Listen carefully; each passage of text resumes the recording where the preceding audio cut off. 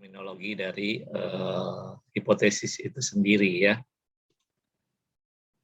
Nah, kalau hipotesis ini sering dikatakan sebagai asumsi atau anggapan dasar atau dugaan mengenai sesuatu hal yang harus dibuktikan kebenarannya. Jadi hipotesis itu perlu ada pembuktian ya.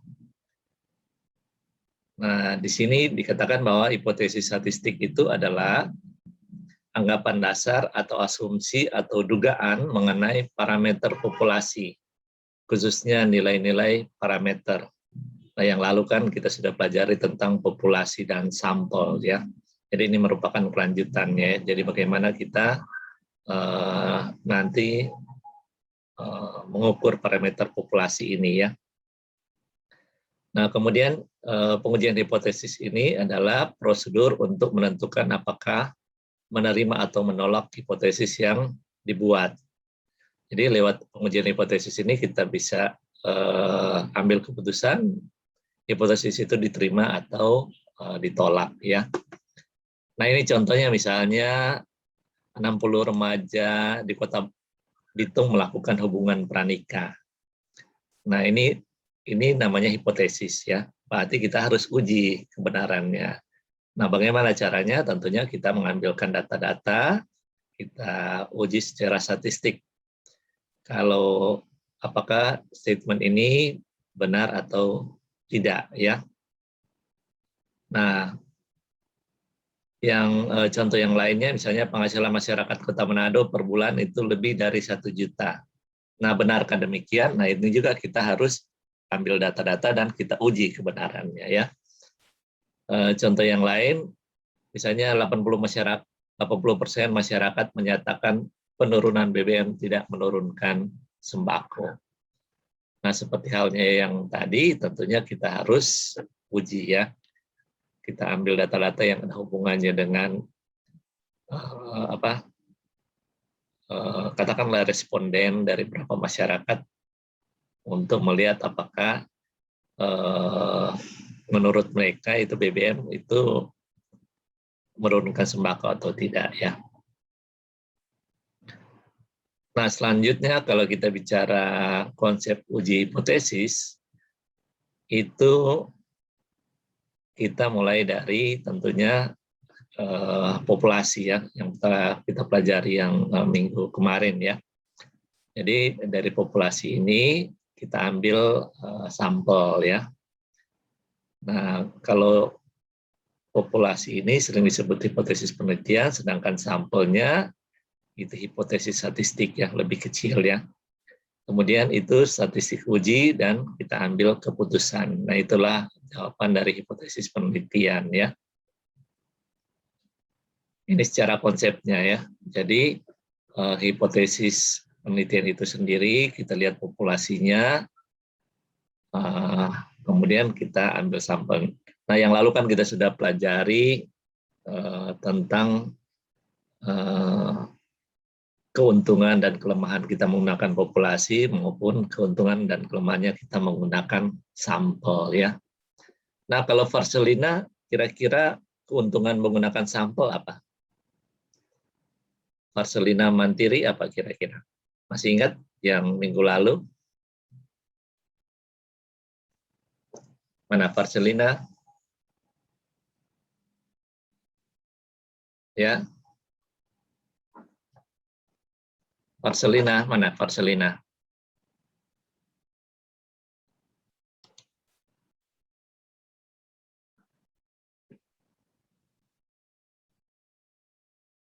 Kalau Gloria, gimana? Ya, salah satu keuntungan kita menggunakan sampel. Kan ada berapa kan keuntungan dari menggunakan sampel kan? Salah satunya apa kira-kira?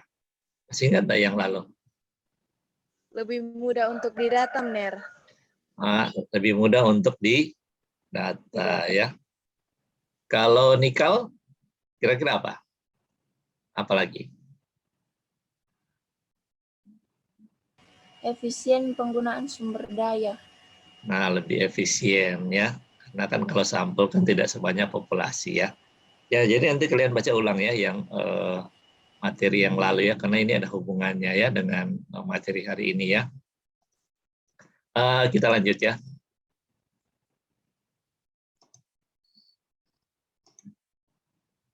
Nah ini yang sering terjadi kekeliruan dalam pengujian hipotesis. Nah ini yang banyak kali terjadi ya. Jadi terutama dalam pengambilan kesimpulannya. Misalnya hipotesis itu diterima. Apabila hipotesis diterima, sering hipotesis itu memang benar, jadi memang benar adanya. Tetapi ada juga hipotesis itu diterima, tetapi hipotesis itu salah. Jadi sering dikatakan kekeliruan tipe 2 ya. Nah, kalau kesimpulan yang berikut menolak hipotesis, kita tolak hipotesis tersebut, tapi ternyata keadaan sebenarnya hipotesis itu benar. Nah, berarti itu kita keliru ya. Jadi itu kekeliruan tipe 1 ya, atau disimbol alfa ini ya. Sedangkan kalau kita menolak hipotesis, sedangkan hipotesis itu salah, berarti memang benar ya. Jadi dalam pengambilan kesimpulan ada 4 kejadian yang sering terjadi ya. Nah, yang paling bagus adalah kalau kita terima hipotesis dan keadaan sebenarnya hipotesis itu memang benar ya. Dan kalau kita tolak hipotesis dan hipotesis itu memang salah ya. Nah, sebaiknya yang ini ya. Tetapi sering terjadi di sini ya, kekeliruan tipe pertama dan kekeliruan tipe kedua ya. Nah, kalau alfa ini dia dikenal sebagai taraf signifikansi atau taraf nyata atau taraf kebermaknaan ya. Nah, alfa ini sering diambil 1%, bisa juga 5% dan 10% ya.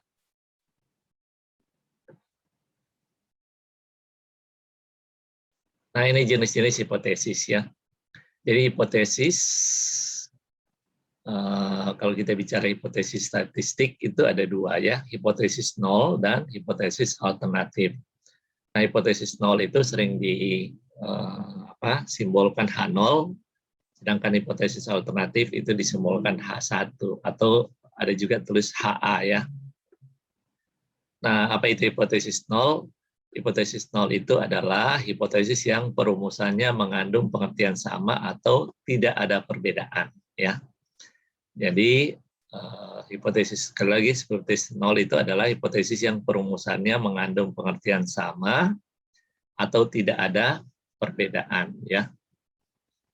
Nah, untuk menerima atau menolak hipotesis diperlukan kriteria pengujian yang terdiri dari daerah penerimaan dan daerah penolakan ya. Nah, ini sering disebut juga dengan daerah kritis ya.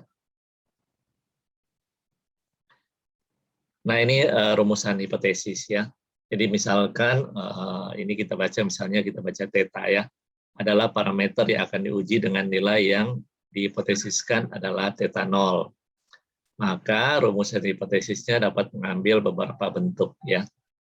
Jadi misalnya H0 atau hipotesis 0 itu adalah theta sama dengan theta 0 ya. Kemudian hipotesis alternatif atau H1 itu theta tidak sama dengan theta 0. Jadi itu merupakan uji dua pihak ya. Kemudian ada juga yang namanya uji pihak kanan ya. Jadi H0-nya itu hampir mirip ya. Jadi theta sama dengan theta 0, sedangkan HA atau hipotesis alternatifnya theta lebih besar dari theta 0 ya. Itu uji pihak kanan. Nah, kalau uji pihak kiri bedanya adalah theta lebih kecil dari theta 0. Nah, mungkin kalian berpikir apa sih maksudnya ini ya nanti.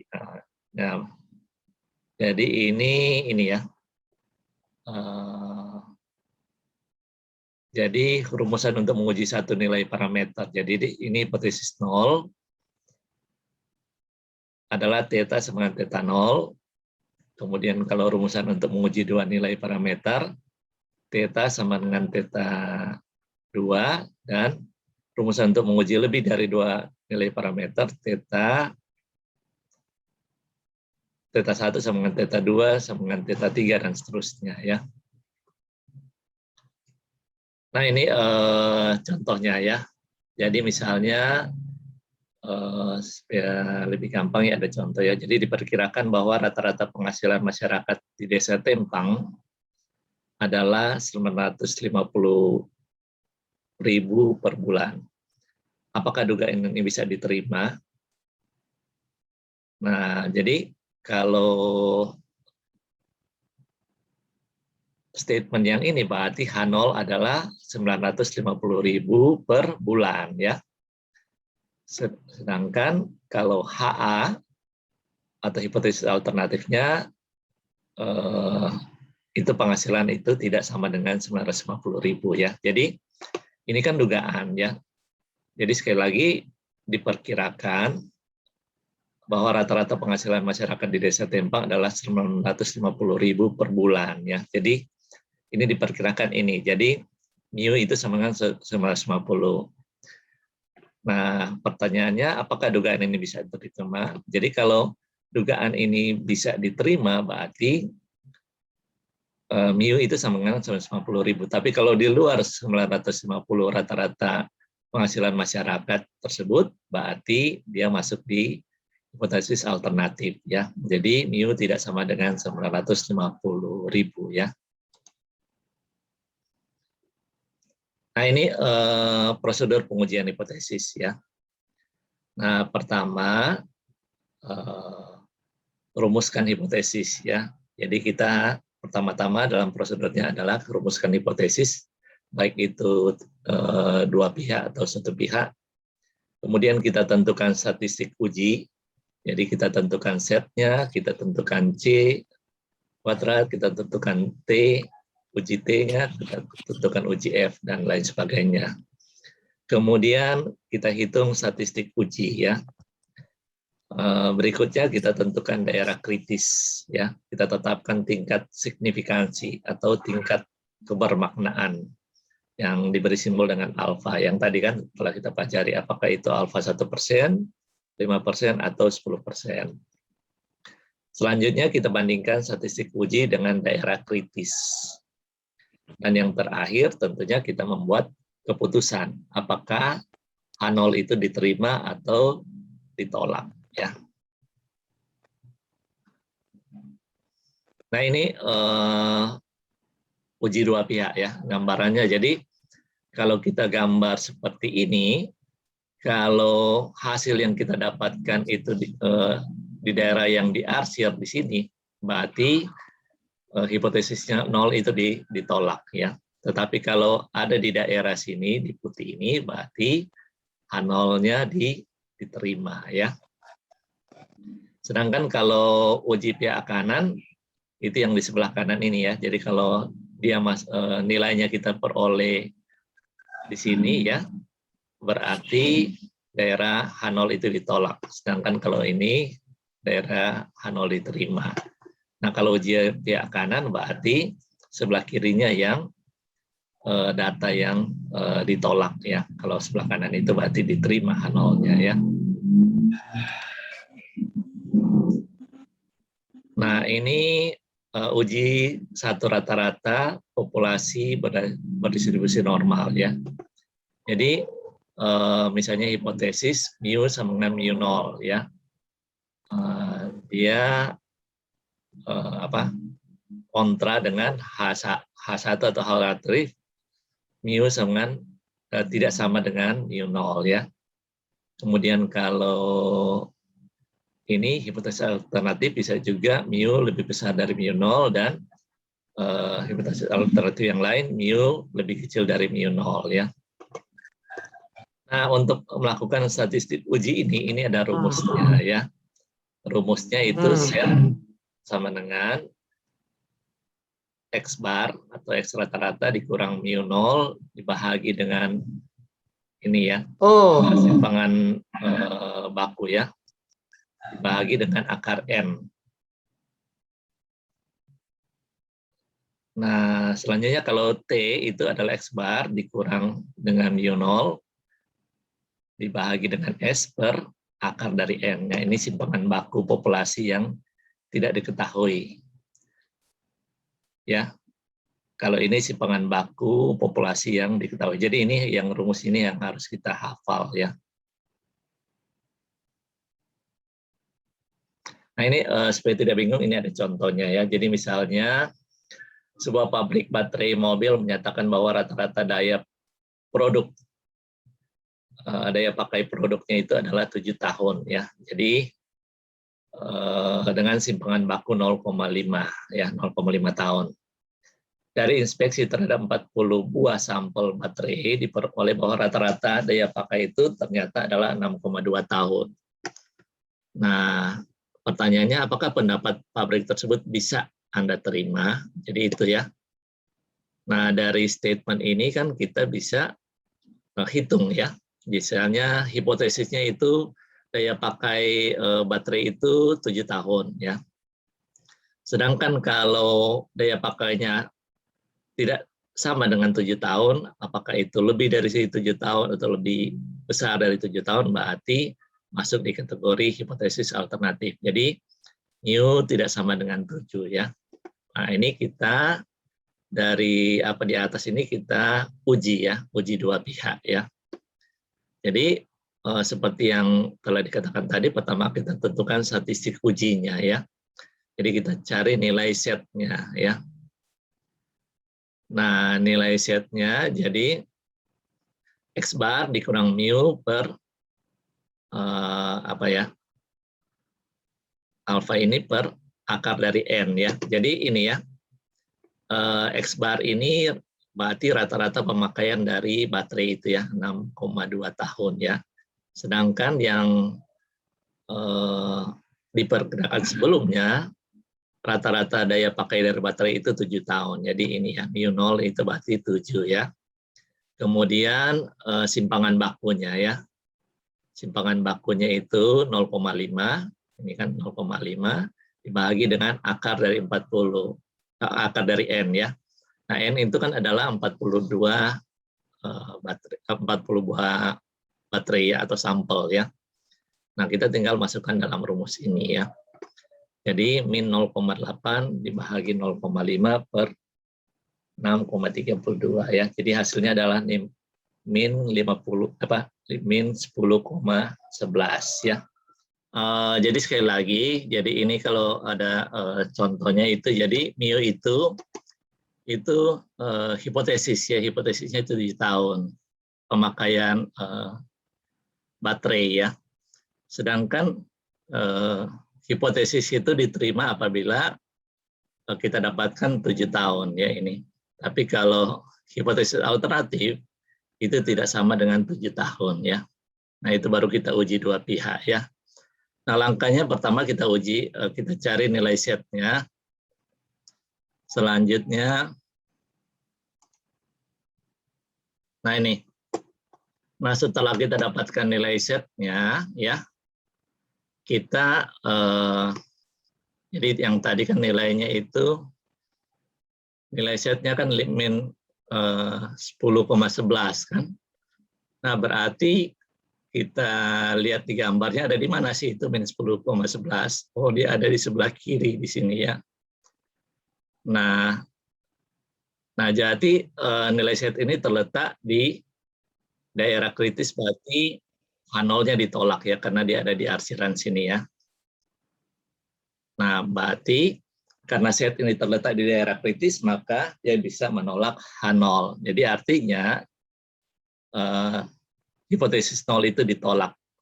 Berarti daya pakai produk itu sama dengan, jadi hipotesis 0 yang menyatakan bahwa daya pakai produk sama dengan 7 tahun itu berarti ditolak ya. Ya bisa ya. Nah, ini gambar ini merupakan alfa 5% ya. Nah, coba kita lihat yang lainnya. Nah, ini contoh kasus yang lain ya.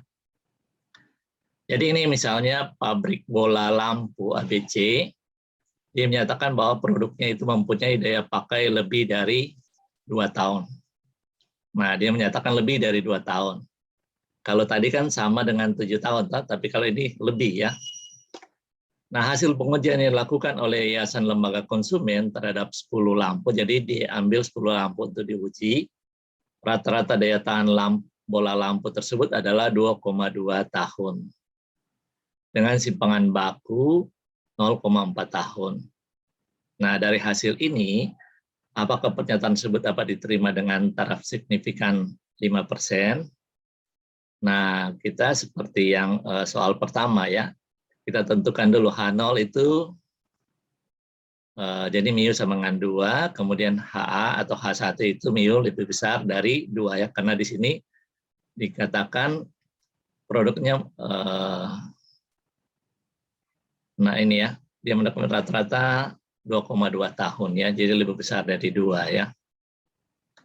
Nah, statistik ujinya, jadi kita gunakan uji T ya, X bar dikurang mu0 per S per akar dari N ya.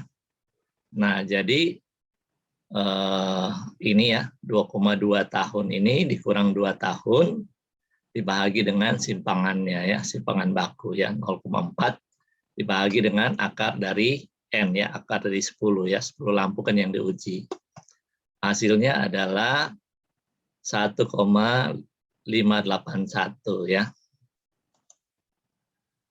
Nah, selanjutnya kita lihat hasilnya itu di tabel seperti ini ya, apakah diterima atau ditolak H0-nya ya. Jadi dengan taraf alfa 5%, jadi diperoleh yang tadi kan hasilnya adalah 1,581 ya. Berarti kalau digambar dia ada di sini, dia tidak masuk di daerah kritis ya. Berarti jadi nilai T itu masuk dalam daerah terima H0. Berarti pernyataan pabrik tersebut bahwa daya tahan produknya lebih besar dari 2 tahun itu tidak dapat diterima ya.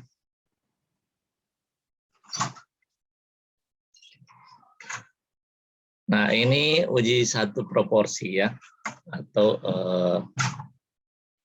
pi ya. Nah, jadi hipotesis 0 ini itu sama dengan pi sama dengan pi0 ya. Jadi dia kontra dengan hipotesis alternatifnya pi tidak sama dengan pi0 ya. Atau hipotesis alternatif yang lain pi lebih besar dari pi0 dan pi lebih kecil dari pi0 ya.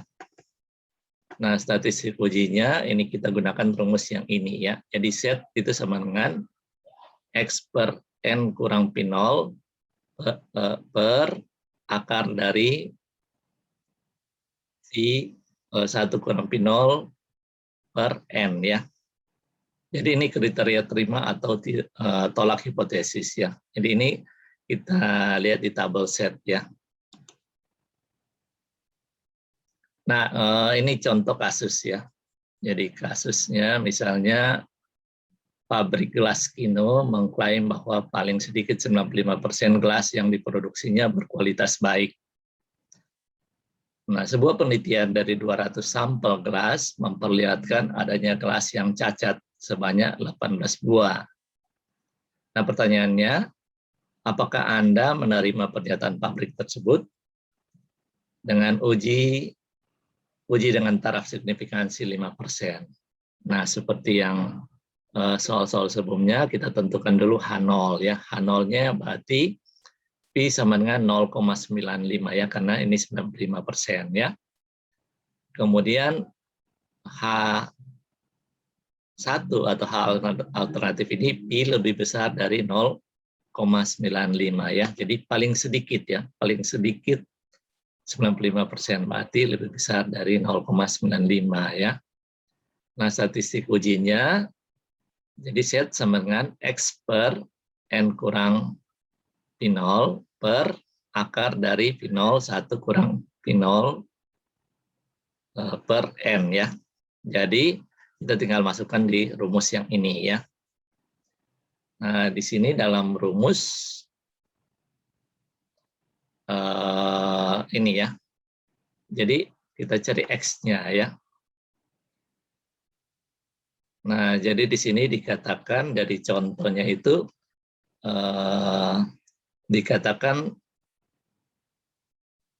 adanya kelas yang cacat sebanyak 18 buah ya. Berarti X-nya itu 200 kurang 18 ya, berarti 182.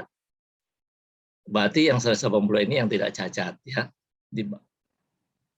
Jadi 18 yang cacat berarti yang tidak cacat 182 dibahagi dengan 200 ya jumlah sampel gelas, dikurang dengan ini 95% dibahagi dengan akar dari 95% atau 0,95 dikali 0,05 ya, setara signifikansinya dibahagi dengan 200 ya.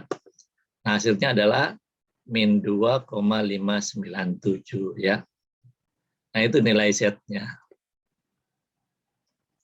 Nah, selanjutnya kita tentukan daerah kritisnya ya. Nah, ternyata daerah kritisnya ada di daerah sini ya. Jadi Z-nya kan min 2,597 ya. Berarti daerah yang menerima H0 ya. Nah, kalau dia ada di lebih dari ini berarti dia tolak H0 ya. Jadi karena set hitung itu lebih kecil dari set tabel atau terletak di daerah terima H0 ini, maka dapat disimpulkan bahwa pernyataan pabrik tersebut yang menyatakan bahwa produk yang tidak baik paling sedikit 95% itu tidak dapat diterima ya. Nah, itu contohnya ya.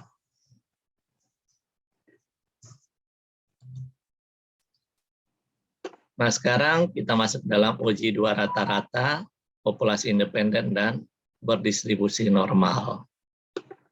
Nah, rumusan hipotesisnya, hipotesis nolnya adalah mu sama dengan mu2 ya, mu1 sama dengan mu2.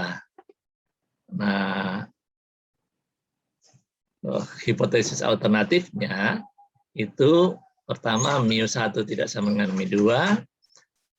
Hipotesis yang berikut, hipotesis alternatif yang kedua, mu1 lebih besar dari mu2, dan hipotesis yang ketiga atau hipotesis alternatif yang berikutnya adalah mu1 lebih kecil dari mu2 ya. Nah, asumsinya itu simpangan 1 sama dengan simpangan 2 sama dengan simpangan itu diketahui ya. Nah, ini apabila diketahui statistiknya berarti kita gunakan X sama dengan X bar 1 dikurang X bar 2 dibahagi dengan simpangan akar dari 1 per N1 tambah 1 per N2 ya. Ini apabila simpangannya itu diketahui ya. Nah, kalau ini yang tidak diketahui, kita gunakan rumus yang ini T.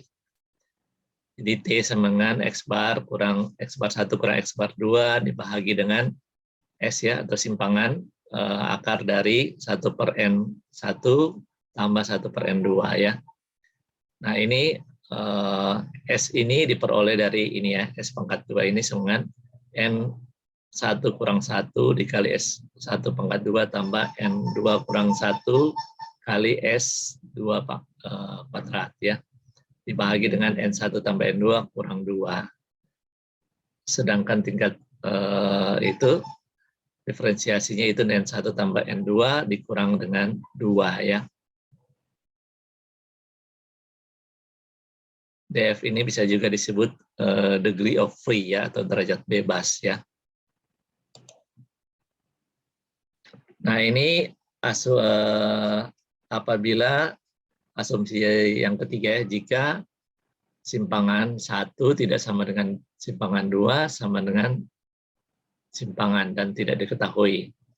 Nah, ini biasanya kita gunakan SPSS. Nanti berikut kalau kita ada waktu kita pelajari juga tentang bagaimana sih mengolah data dengan SPSS ya. Nah, ini contoh ya. Misalnya untuk melihat efektivitas sebuah metode training dilakukan uji terhadap 2 kelompok karyawan. Yang satu diberikan metode outbound dan yang satu tidak ya.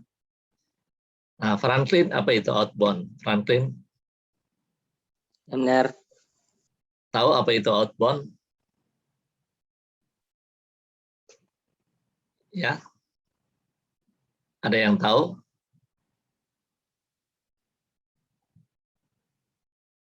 Ya, apa ada? Siapa yang tahu? Jadi ini ya, jadi contoh kasus. Jadi untuk melihat efektivitas sebuah metode training dilakukan uji terhadap 2 kelompok karyawan. Jadi di satu perusahaan dibuat 2 kelompok. Yang satu diberikan metode outbound, yang satunya tidak. Nah, ada yang tahu ini metode outbound? Kalau biasanya Ya. outbound tuh pengalaman di luar lingkungan ya, benar? Oh iya, betul sekali ya. Jadi yang satu kelompok digunakan metode outbound. Jadi pembelajaran, bisa juga pembelajaran di luar kantor ya, atau di lingkungan ya. Dan yang satunya tidak. Nah hasilnya ini ya, metode outbound itu hasilnya ini 85, 88 dari setiap karyawan ya. Sedangkan ini kontrol ya, ini 75, 70 atau nilai yang diperoleh ya. Selanjutnya, oh ya ini kalau kita menggunakan SPSS ya, nanti kita akan pelajari juga SPSS, makanya nanti kalau kalian sudah rata-rata sudah punya laptop di sini, nanti mengajarkan tentang bagaimana sih menggunakan SPSS ini ya. Nah, SPSS ini biasanya dimulai dulu dari pemasukannya kita bisa melalui Excel, bisa juga langsung di sheet-nya SPSS ya. Ini ada data-data yang dimasukkan ya. Nah, kemudian kita cari, ini gampang sekali sih kalau SPSS ya, kita cari analyze, baru kita cari independent sample test ya. Nah, kemudian kita masukkan nilai ya, kita masukkan nilainya yang mau diuji. Nah, ini ya. Jadi ini ya, ini nanti kita akan pelajari di SPSS. Jadi misalnya ada data ya, ada 2, kita menguji data uji 2 rata-rata. Jadi misalnya sebelum misalnya katakanlah kita mau data, kita mau bandingkan sebelum penerapan kurikulum Merdeka Belajar dan sesudah penerapan kurikulum Merdeka Belajar. Kita melihat nilai-nilai mahasiswa untuk suatu mata kuliah berapa ya sebelum dan sesudah. Nah ini kita bisa isi, baru kita gunakan seperti tadi ya di SPSS. Atau contoh yang lain adalah karakteristik dari misalnya sesuatu, kalau kita lihat dari istri dan dari suami, itu baru kita bandingkan ya. Jadi ini namanya uji 2 rata-rata ya. Jadi atau observasi berpasangan ya. Nah ini dalam format SPSS ya. Ini memang nanti kita gunakan secara langsung supaya lebih paham ya.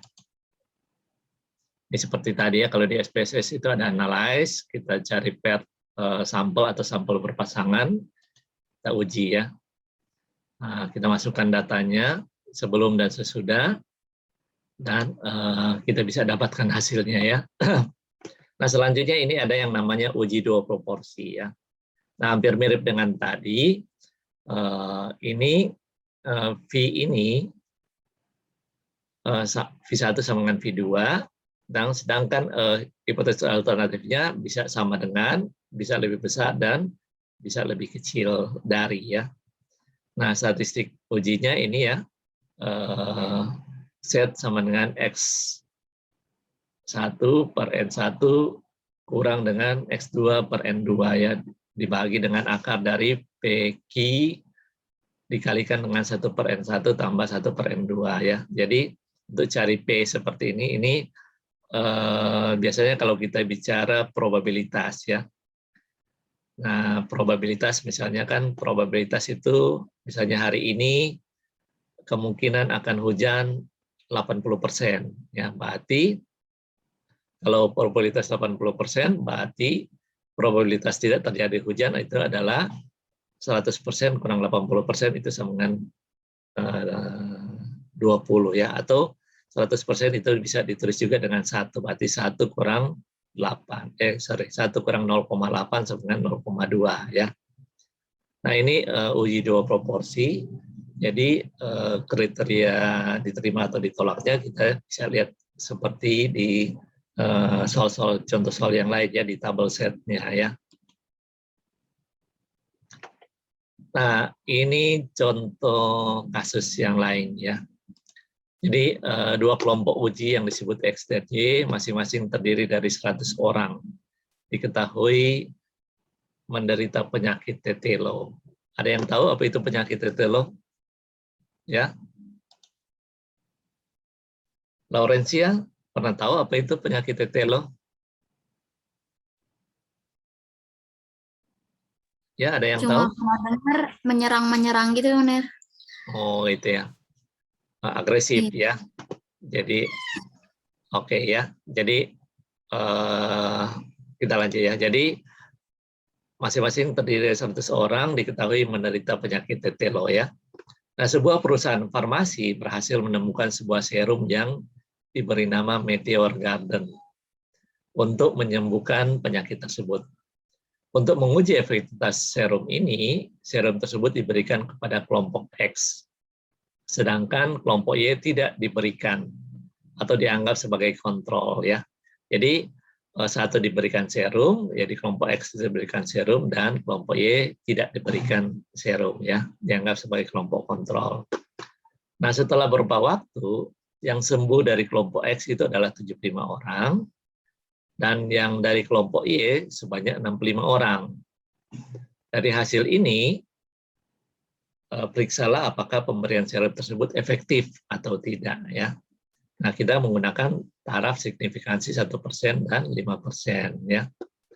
Nah, ini ya, dari soal di atas berarti kontrolnya itu adalah 75% ya. 75%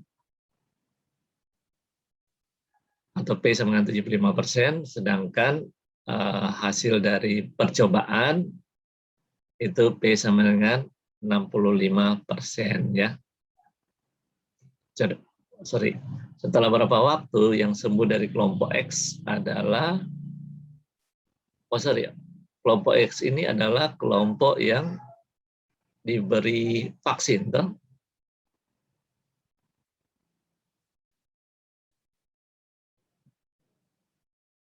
Oh ya, setelah beberapa waktu yang sembuh kontrol itu X 75% dan yang diberi, ini kebalik ya, harusnya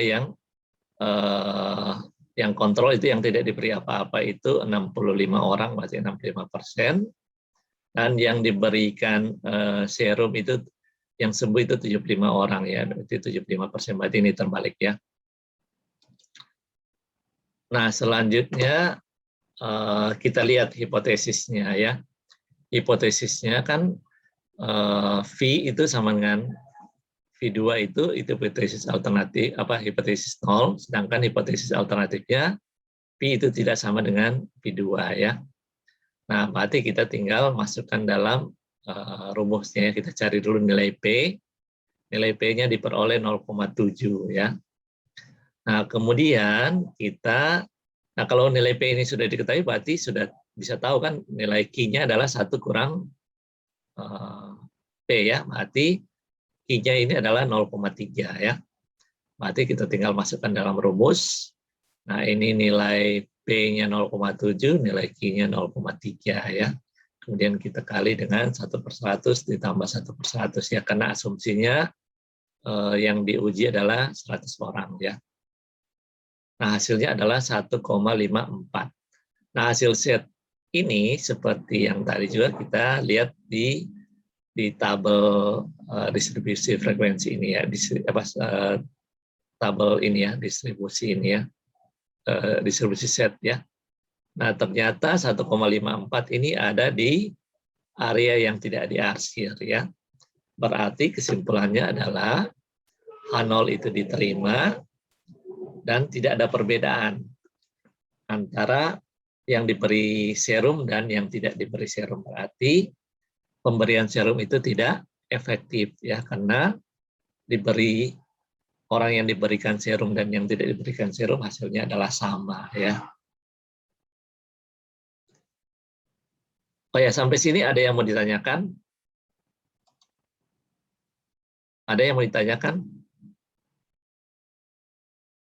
Elfrita, Ginting, ada yang mau ditanyakan? Tidak ada benar jelas. Ya, bisa ya. Oke, kita lanjut ya.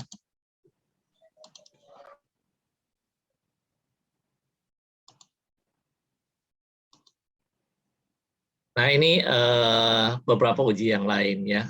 Jadi ada uji simpangan baku dan ada uji perbedaan lebih dari 2 rata-rata ya. Nah, uji hipotesis secara non-parametrik. Nah, ini dilakukan jika kita tidak dapat memenuhi asumsi normalitas distribusi populasi ya.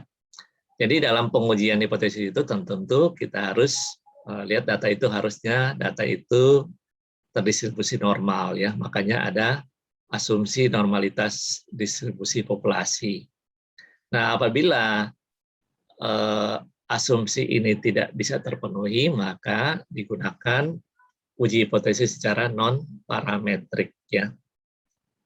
Nah, uji hipotesis di samping itu uji hipotesis secara non parametrik ini di samping bisa digunakan untuk menguji asumsi normalitas yang tidak terpenuhi tadi, dia juga lebih mudah.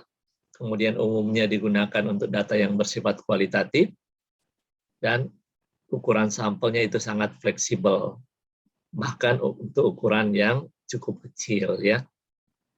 Jadi hipotesis non parametrik ini bisa digunakan apabila datanya sedikit ya, di bawah 30 itu bisa digunakan. Tetapi kalau dia terdistribusi secara normal, berarti kita harus menggunakan uji hipotesis parametrik ya.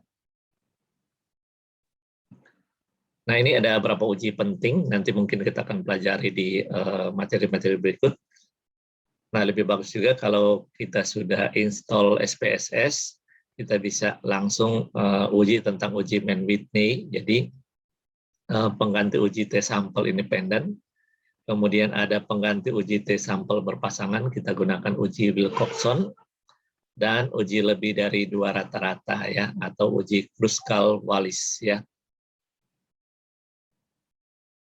Nah, ini ada tugas yang harus kalian kerjakan.